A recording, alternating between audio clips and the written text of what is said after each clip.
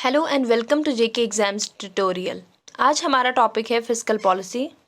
Topic start करने से पहले इसमें कौन कौन से सब टॉपिक्स कवर होंगे वो है meaning of fiscal policy, then इसके types, expansionary fiscal policy, next is instruments, then limitations and then finally FRMB act 2003। चलिए स्टार्ट करते हैं। Fiscal policy macro economic policy है। ये इस पॉलिसी को हम बजटरी पॉलिसी भी कहते हैं। बेसिकली ये पॉलिसी गवर्नमेंट की पॉलिसी है। किससे रिलेटेड है? टैक्सेशन से, public expenditure and public debt. Public से रिप्रेजेंट करता है यहाँ पे गवर्नमेंट को, पब्लिक रिप्रेजेंट करता है गवर्नमेंट को, and taxation and public debt are the two sources of revenue to the government. कोई भी इकोनॉमी चाहे डेवलपिंग हो, डेवलप्ड हो, इसके कुछ ऑब्जेक्टिव्स होते हैं। उन ऑब्जेक्टिव्स को फुलफिल करने के लिए इंस्ट्रूमेंट्स, फिस्कल इंस्ट्रूमेंट्स का यूज होता है। फिस्कल इंस्ट्रूमेंट्स है taxation, government expenditure, public debt. हमारी इकोनॉमी के दो ट्विन ऑब्जेक्टिव्स हैं, वो है ग्रोथ प्लस प्राइस स्टेबिलिटी, लेकिन both are contradictory in nature. इस पे फोकस करते हैं तो ये हैम्पर होता है। प्राइस स्टेबिलिटी पे अगर ज़्यादा स्ट्रेस देंगे तो growth will be adversely affected. इसके अलावा जो और कुछ ऑब्जेक्टिव्स हैं वो है reduction in the inequalities of income and wealth. Inequalities को रिड्यूस करना, वो कैसे होगा? रिच से अगर टैक्सेस लिए जाए और पुअर पीपल को सब्सिडीज़ अगर गवर्नमेंट प्रोवाइड करती हैं तो रिडक्शन होगी इनइक्वालिटीज़ में। फिर इसके बाद एफिशिएंट एलोकेशन ऑफ रिसोर्सेज, इसी से होगा। Equilibrium in the balance of payment, that means exports होने चाहिए equal to imports. And then full employment, जहाँ पर सारे रिसोर्सेज फुली एम्प्लॉयड हो उसको फुल एम्प्लॉयमेंट कहते हैं। देन इसके टाइप्स दो हैं। Number 1 is discretionary fiscal policy and number 2 is non discretionary fiscal policy. Discretion से मतलब है डेलिब्रेट। गवर्नमेंट यहाँ पे डायरेक्ट एक्शन लेती है। जो भी इकोनॉमी में प्रॉब्लम है, चाहे रिसेशन की प्रॉब्लम है या इन्फ्लेशन की प्रॉब्लम है, इसको कर्ब करने के लिए गवर्नमेंट क्या करती है?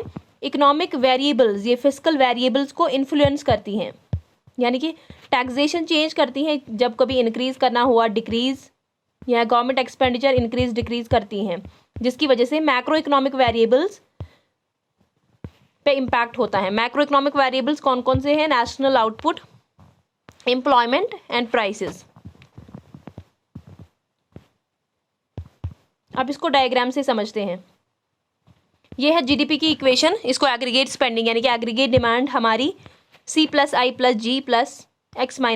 ये फिगर नेगेटिव, नेट इम्पोर्ट्स जिसको कहते हैं, X-M इज नेट इम्पोर्ट्स।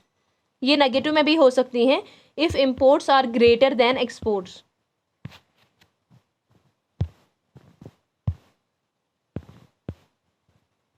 ये है long run aggregate supply curve vertical axis पे। इधर वर्टिकल साइड से मेजर किया हम लोगों ने प्राइस, जनरल प्राइसेस जिसको कहेंगे, यहाँ से नेशनल इनकम, ये है aggregate demand, short run aggregate demand, and this one is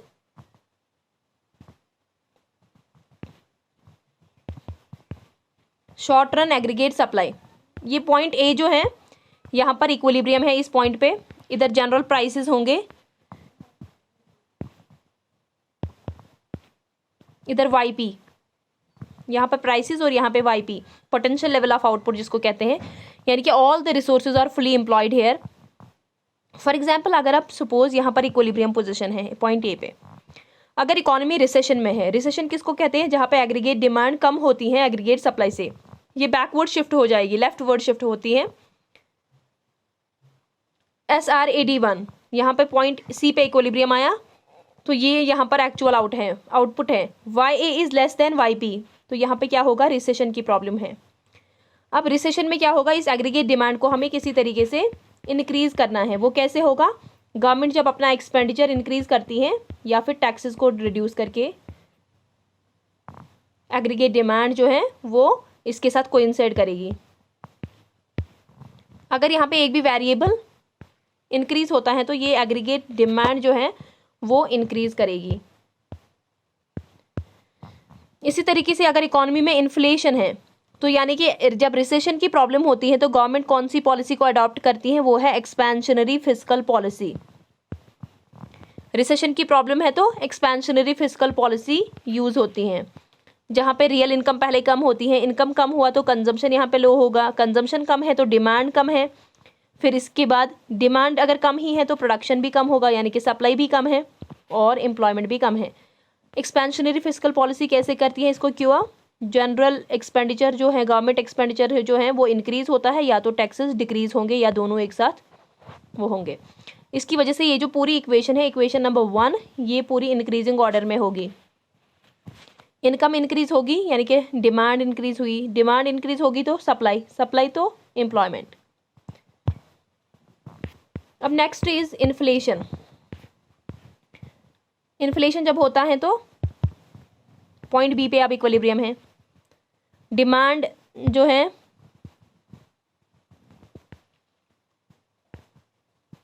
वो इतनी है बी पॉइंट पे, ए पॉइंट पे क्या है? सप्लाई। अब एग्रीगेट डिमांड ज़्यादा है एग्रीगेट सप्लाई से, तो इन्फ्लेशन की प्रॉब्लम है।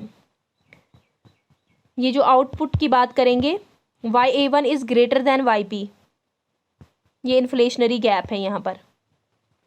इसको कैसे कर्व करना है? SRAD2 जब SRAD के साथ कोइंसाइड हो तब ये इन्फ्लेशन की प्रॉब्लम ख़त्म होगी। तो इसके लिए गवर्नमेंट को क्या करना है? कॉन्ट्रैक्शनरी फिस्कल पॉलिसी को यूज़ करना है। कॉन्ट्रैक्शनरी फिस्कल पॉलिसी क्या है? या तो इसका उल्टा अब होगा, गवर्नमेंट अपना एक्सपेंडिचर डिक्रीज करेगी या फिर टैक्सेस इंक्रीज करेगी, क्योंकि टैक्सेस का डायरेक्ट इम्पैक्ट हमारी डिस्पोजेबल इनकम पे पड़ता है। इनवर्स रिलेशनशिप है दोनों के बीच। प्रोग्रेसिव टैक्सेशन है, जैसे कम टैक्स उसको पे करने पड़ते हैं जिसका इनकम कम होता है, और जिसकी इनकम ज़्यादा होती है उसको ज़्यादा टैक्सेस पे करने होते हैं। ये था डिस्क्रिशनरी फिस्कल पॉलिसी। अब नेक्स्ट मूव करते हैं नॉन डिस्क्रिशनरी फिस्कल पॉलिसी पे। यहाँ पर भी रिसेशन के टाइम एग्रीगेट डिमांड इंक्रीज होती हैं और इन्फ्लेशन के टाइम एग्रीगेट डिमांड डिक्रीज होती हैं। लेकिन यहाँ पर चीज़ें ऑटोमेटिक होती हैं, यहाँ पर कोई गवर्नमेंट का इंटरफेरेंस नहीं होता है। टैक्सेस और पब्लिक एक्सपेंडिचर को इस तरीके से डिज़ाइन किया गया है, ये ऑटोमेटिकली वैरी होते हैं। और इसके कुछ एग्जाम्पल्स हैं: personal income tax, corporate income tax, transfer payment, old age pension, window fund, corporate dividend profit.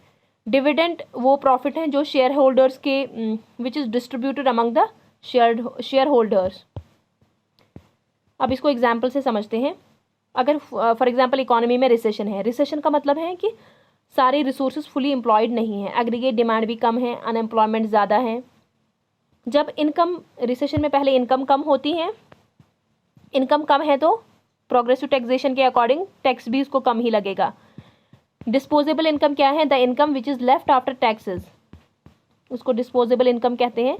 ये भी फिर ज़्यादा होगी, इनवर्स रिलेशनशिप है, टैक्सेस कम होंगे तो डिस्पोजेबल इनकम ज़्यादा होगी, ज़्यादा होगी इनकम तो कंजम्पशन ज़्यादा होगा, फिर डिमांड ज़्यादा होगी, प्रोडक्शन ज़्यादा होगी और फिर एम्प्लॉयमेंट भी ज़्यादा होगी। इस तरीके से रिसेशन की प्रॉब्लम ऑटोमेटिकली रूल्ड आउट हो जाएगी इकोनॉमी से। एंड देन इन्फ्लेशन, अगर हम इसका दूसरा देखेंगे, दूसरी प्रॉब्लम इन्फ्लेशन, वो है कॉर्पोरेट प्रॉफिट्स अगर ज़्यादा हैं, बिजनेस सेक्टर में किसी के कॉर्पोरेट सेक्टर के ज़्यादा प्रॉफिट्स हैं, उनको ज़्यादा टैक्सेस पे करना होगा।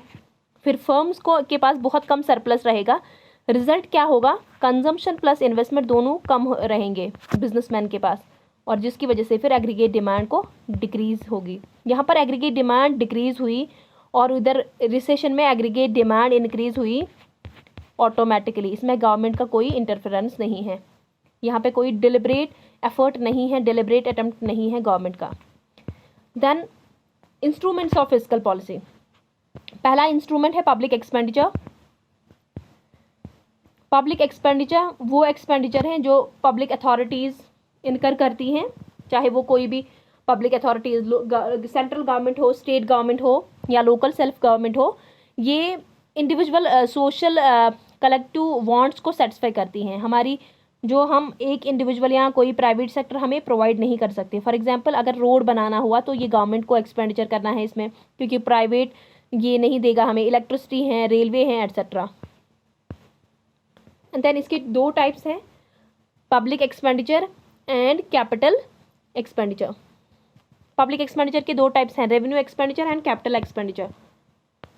रेवेन्यू वो है जहाँ पर कोई ना तो एसेट कोई क्रिएट होगा ना फिर कोई लायबिलिटी रिड्यूस होती हैं। ये क्या है, रेकरिंग इन नेचर, रेगुलर है ये। फॉर एग्जाम्पल इसके एग्जाम्पल्स हैं, रेवेन्यू एक्सपेंडिचर के एग्जाम्पल्स क्या है, सैलरी, ये पर मंथ के बेसिस पे गवर्नमेंट एम्प्लॉयज़ को सैलरी मिलती है। Interest payment on public debt, जो गवर्नमेंट बोरो करती है उसको हर साल इंटरेस्ट पे करना पड़ता है, या फिर साल में 2 बार या 3 बार, ये भी रेगुलर बेसिस पे ही हैं। And subsidies,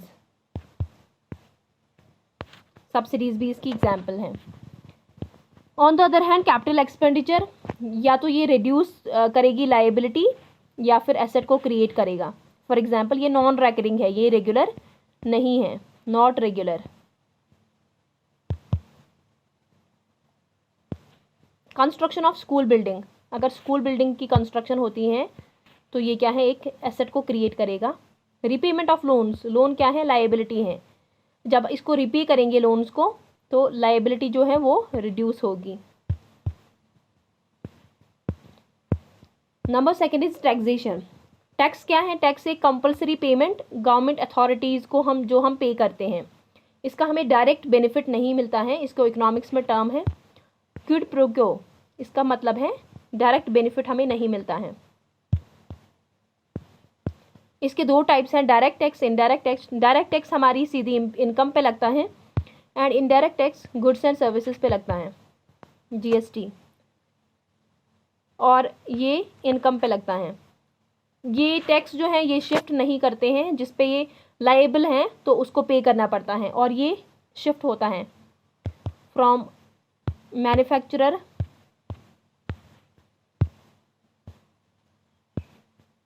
manufacturer to wholesaler, then to retailer and finally to consumer, इसको लास्ट में पे करता है।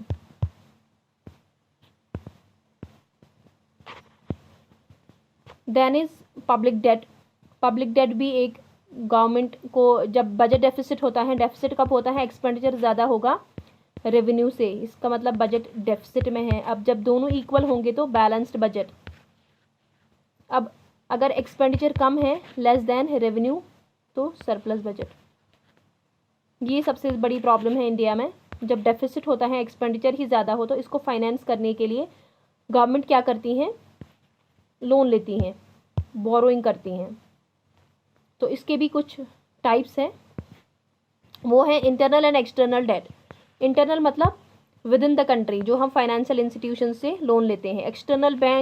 एक्सटर्नल डेट का मतलब है कि आउटसाइड द कंट्री या अब्रॉड से लेते हैं, एक्सटर्नल सोर्स है ये डेट का। तो कौन कौन से हैं, IMF, world bank, Asian development bank etcetera. And then is productive and unproductive. Productive का मतलब है which generate national income in an economy, जो प्रोडक्टिव पर्पजेज के लिए लोन लेते हैं government, for example infrastructure.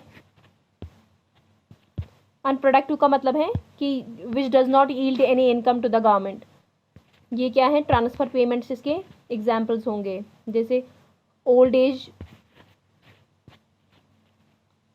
As pensions,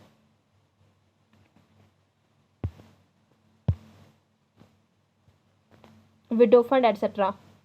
and फिर redeemable का मतलब क्या है, जहाँ पे गवर्नमेंट प्रॉमिस करती है कि वो उसको क्या करना है, फ्यूचर डेट पे इसको पे करना है।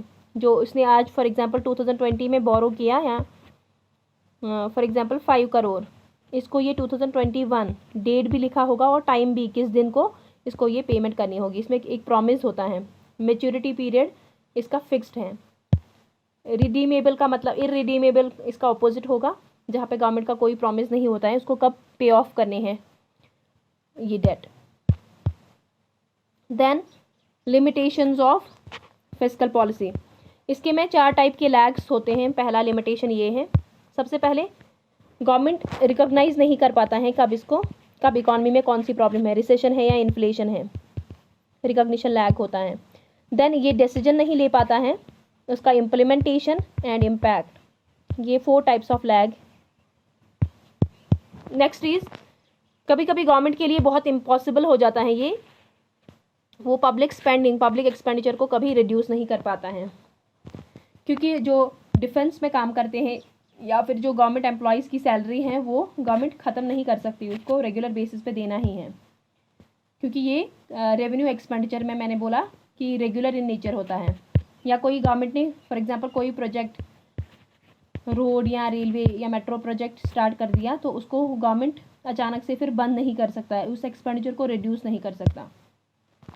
तो फोरकास्टिंग, कभी कभी फोरकास्टिंग भी ठीक तरीके से नहीं होती। अब क्राउडिंग आउट इफेक्ट, ये बहुत ही इंपॉर्टेंट कॉन्सेप्ट है, इसको समझना ज़रूरी है।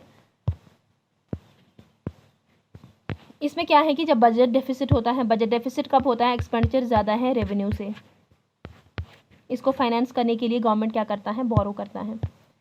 बोरोइंग के लिए जब भी हम बैंक से लोन लेते हैं, अगर जनरल पब्लिक की बात करेंगे तो उनको कुछ सिक्योरिटी के बेसिस पे रखना चाहिए, रखते हैं, वो गवर्नमेंट को भी रखना है सिक्योरिटी। ये क्या रखता है, बॉन्ड, इंटरेस्ट जिसका होता है। बॉन्ड क्या है, सिंपली फाइनेंशियल पेपर जिसका,